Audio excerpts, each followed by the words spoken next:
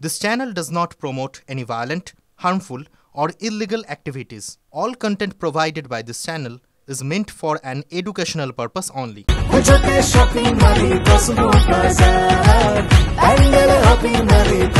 Cosmo বাজার পুজোর shopping two pandal hopping, সঙ্গে রয়েছে দারুণ আকর্ষণীয় উপহার।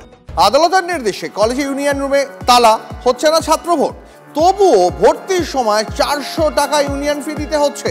এরই প্রতিবাদে বালুরঘাট কলেজে পড়ুয়াদের বিক্ষোভ। দেখুন সেই ছবি।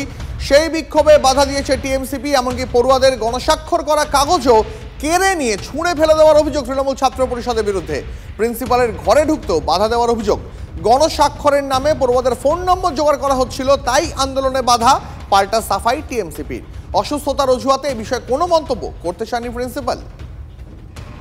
আমরা প্রধানত প্রিন্সিপাল স্যারের সাথে কথা বলতে গেছিলাম যে আমাদের ইউনিয়ন ফিস বেশি নেওয়া হচ্ছে, আগেও নেওয়া হতো, কিন্তু আইনত হাইকোর্টের নির্দেশ অনুযায়ী আমাদের কিন্তু কোনো ইউনিয়ন নেই, তো আমরা ইউনিয়ন ফি 400 টাকা বেশি দিতে পারবো না।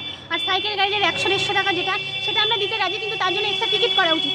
যেটা আমরা সবাই তো বহিরাগতরা তো সাইকেল নিয়ে আসে না, তার জন্য তো আমরা সেটা কেন দিতে যাবো? আমরা ওখানে কথা বলতে গেছি, ওনার যে অ্যাসিস্ট্যান্ট না কে বলেছে যে এখন হবে না, আমি টাইম জিজ্ঞেস করলাম, তখন বলছে 3টার পরে আসো, না হতে পারে। আর ওখানে ওই ইউনিয়নের কয়েকটা ছেলে গিয়ে ওখানে তৃণমূলের কয়েকটা ছেলে গিয়ে ওখানে বলছে যে এটা আমাদের রাজনীতি, কোনো কলেজ না, এটা রাজনীতি হয় এখানে।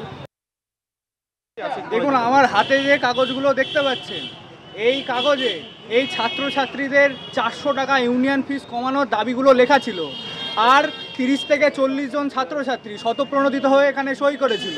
তারা যখন প্রিন্সিপালের কাছে গেল, তাদেরকে ঢুকতে দেয়নি এবং টিএমসিপির গুন্ডারা, টিএমসিপির গুন্ডারা ধস্তাধস্তি করার চেষ্টা করেছে এবং এই কাগজ ছিঁড়ে ডাস্টবিনে ফেলে দিয়েছে।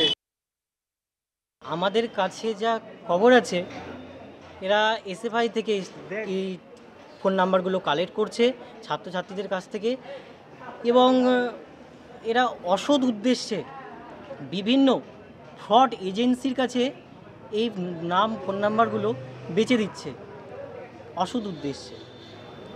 সেইটা আমাদের কাছেও চাইতে এসেছিল, আমরা দেইনি এবং আমাদেরকে বিভিন্নভাবে গালিগালাজ করে, এবং আমরা এটা বুঝতে পেরে সেইটাকেই আমরা বাধা দেওয়ার চেষ্টা করেছি।